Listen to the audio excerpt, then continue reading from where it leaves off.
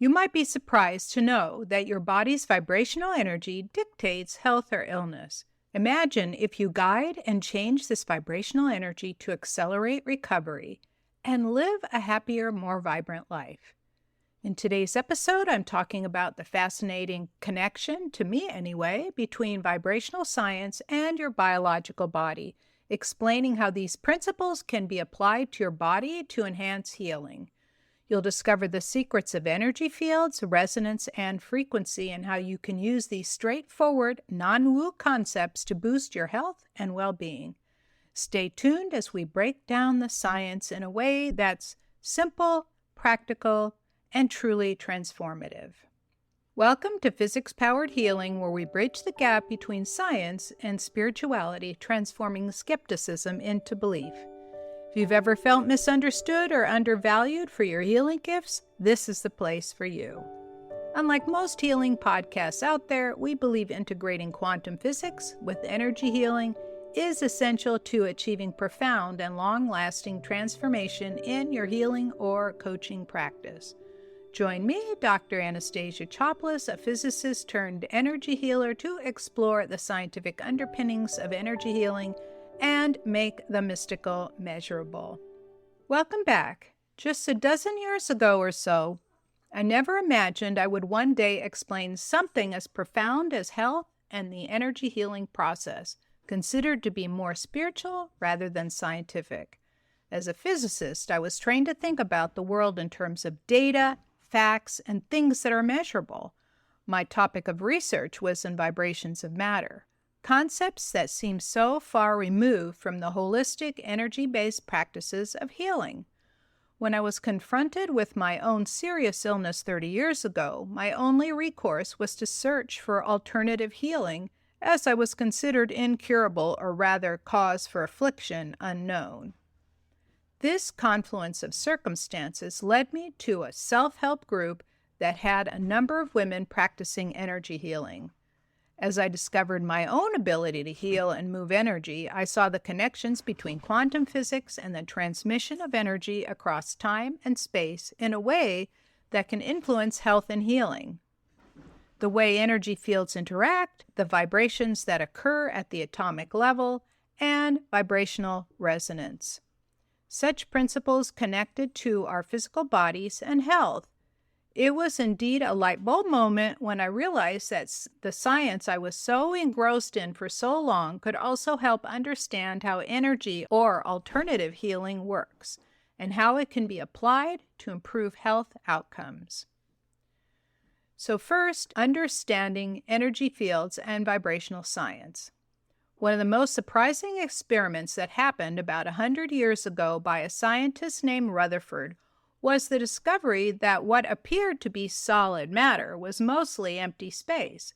Once the details were worked out with the subatomic particles making up atoms, namely protons, electrons, and neutrons, if you removed all the empty space from the Earth, it would barely be bigger than a soccer or football field in diameter. That's a bit shocking, isn't it? What's holding up the enormous volume of matter? It's energy, of course. When other experiments at the same time discovered subatomic particles and atoms have measurable wavelengths, the concept that everything in the universe is made up of energy, including our bodies, was born. It provided an enormous clue to the process of energy healing. This means that energy alone can change an outcome. Your body emits an energy field. The extent of the field, also measured almost 100 years ago by a medical doctor, was found to reflect the health status of the bodies of animals. For humans, a normal relaxed field is about the extent of your arm span in all directions. In those 1930s measurements, a pathogen was introduced into animals like rats and frogs. Immediately after this happened, the energy field shrank in certain areas. However, often the animal didn't sicken until days or weeks later, if at all. This means that there is an incubation period for the onset of illness, and you can change the outcome. This is good news for you because you have a chance to change your fate. As I will mention, you can change your field by your behavior or energy healing. From these measurements above, you can deduce that your field or aura has a bioelectric signature. The frequency measured reflects your health status. For example, a healthy human with a highly functioning brain has a frequency double that of an ailing person, such as one ill with cancer. The frequency of people nearing death is half that yet again. By these measurements, it is also known that you can raise your frequency dramatically depending on what you do. This means you have the power to change the result. For example, laughing and joy raise your frequency, as does prayer and meditation. These impact you so much that they can raise your frequency from the cancer vibe to the healthy vibe. Why your interactions with people and things around you matter. The quantum field defines the fabric of our reality, where particles and waves exist in a state of potential until they're observed or interacted with. This is called the observer effect. The Schrödinger's cat experiment exemplifies this. Put a cat in a closed box with some poison. Is the cat alive or dead? Both possibilities always exist until you open the box and see it, and then only one possibility exists. That means your choice matters. Beyond the observer effect, the quantum field exists outside the bounds of time and space. The observation of quantum entanglement is an example of this. Without any obvious ties to one another, 20 to 30 separate particles behave in similar but opposite ways simultaneously. Turn one particle and they all react at exactly the same time. This means that you can affect something at a great distance without touching it. Something healers have been doing, and so have you. You might know it as prayer. There's plenty of evidence that prayer is effective at changing outcomes, although much of that is still up for debate. A quantum leap in the physics world is where change happens instantaneously with no path between point A and point B. On an atom, an electron changes energy states by absorbing or emitting light. It changes energy by exactly the energy or frequency of the light. But the electron is never observed as having only a fraction of that energy. It's one of those quantum weirdnesses that we observe in the laboratory every day. It happens so often that we stop thinking about how weird it is and start to think of it as normal. Both of these phenomena, distance and spontaneous events, are seen in the world of quantum physics and describe what many call medical miracles in the physical world. Since all energy and matter have a wavelength, the physics of waves plays a role in how energy healing works. Let me simply explain this interaction. When waves interact with one another, they can add or subtract amplitude. This is called interference.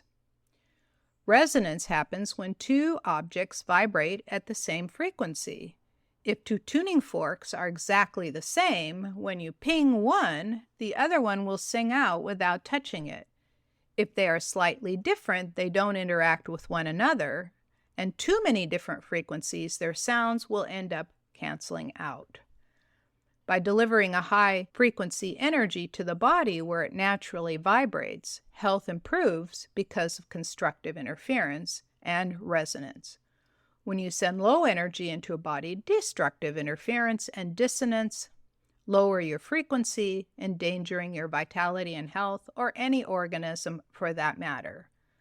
This low frequency and dissonance is called stress. This means everything in the body, from cells to organs, operates at specific frequencies. When these frequencies are disrupted by stress, illness, or environmental factors, the body loses its vitality, leading to health issues. Steps that restore these frequencies can help return the body to its natural state of health.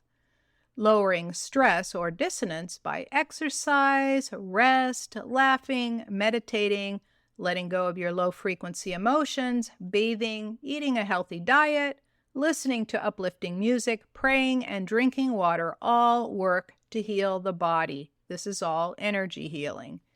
Each emotion carries its own vibrational frequency. These are carried along the meridians, each of which has resonant frequencies, much like the strings of a harp, guitar, or piano. Each of the 12 meridians can vibrate at several frequencies considered to be multiples of one another. In music, it's called fundamentals and overtones. Pluck or sing a note, the resulting sound carries several frequencies that are multiples of one another. If we look at the liver meridian, for example, the lower notes can be anger or rage, while the higher notes can be joy and happiness. As the frequencies go up, the body is freed from the low-energy emotions such as grief, guilt, anger, and terror.